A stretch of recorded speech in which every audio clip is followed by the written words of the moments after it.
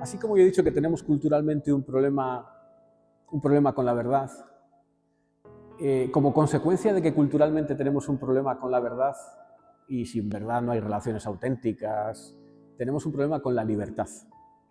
Y hoy el problema de la educación en España es un problema de libertad. Es un problema de libertad.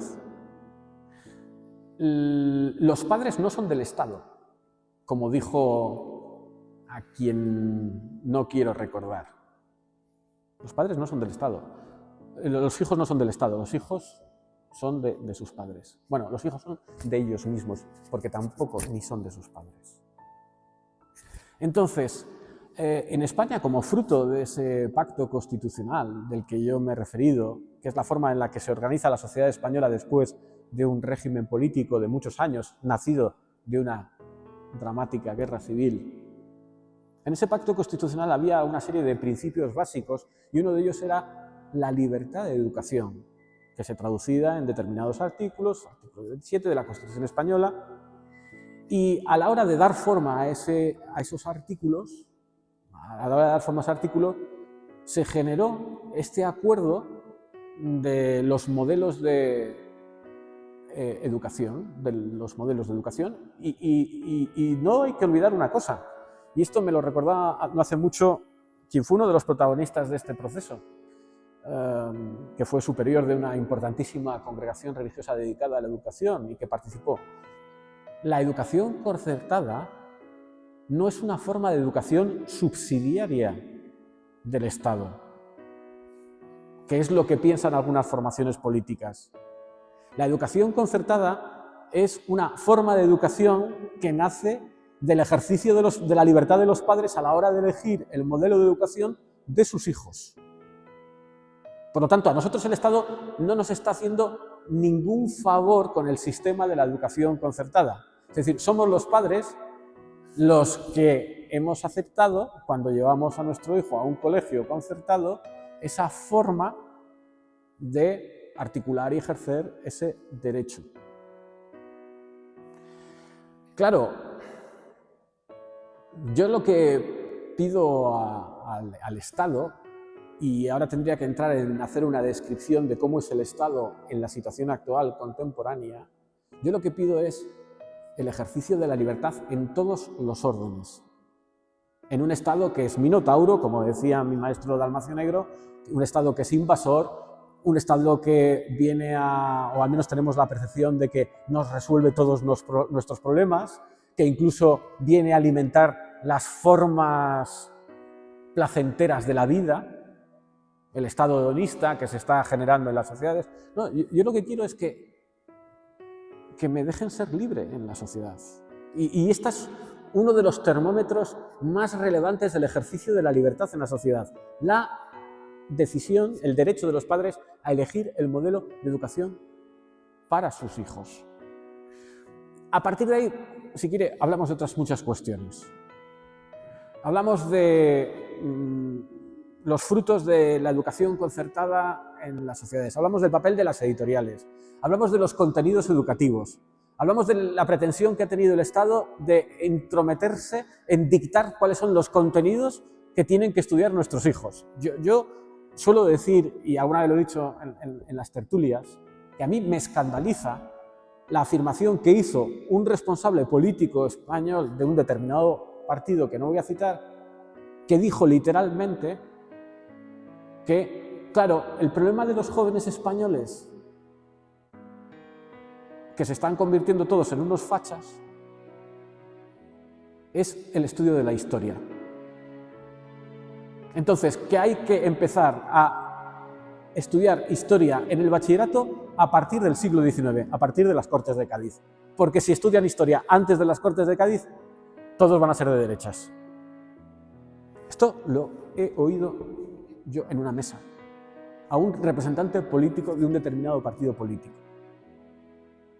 Y efectivamente, esto es lo que está pasando, ¿eh?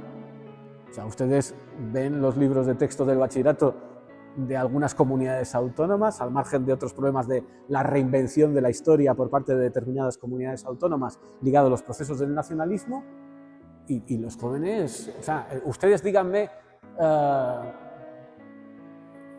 cómo se puede vivir en España, cómo se puede ir por las calles de Valladolid, cómo se puede entrar en esta iglesia sin haber estudiado durante todo el sistema educativo pues la historia de España del siglo XIV, XV, XVI, XVII, XVIII.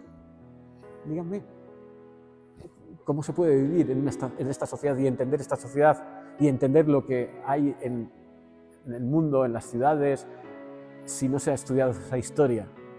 Claro, yo entiendo que estudiar a Isabel la Católica pues tiene sus consecuencias.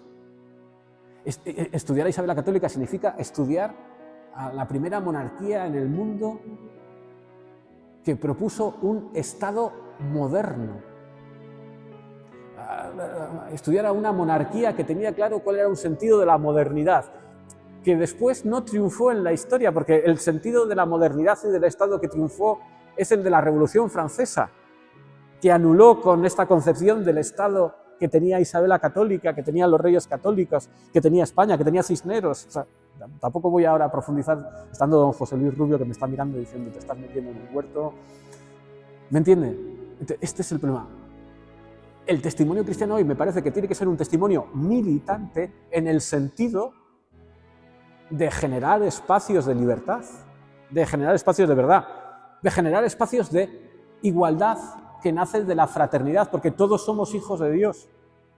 Y las desigualdades, desde el punto de vista de desigualdades económicas, y el hecho de la existencia de los más desfavorecidos, desheredados, desplazados, nos tiene que interpelar. Yo soy partidario de todas las formas que permitan un ejercicio de libertad de los padres a la hora de educar a sus hijos. Hay formas más perfectas y formas menos imperfectas. Lo que no soy partidario es de que el Estado patrimonialice la educación y convierta la educación como la educación única, pública y laica. En ese sentido no estoy de acuerdo.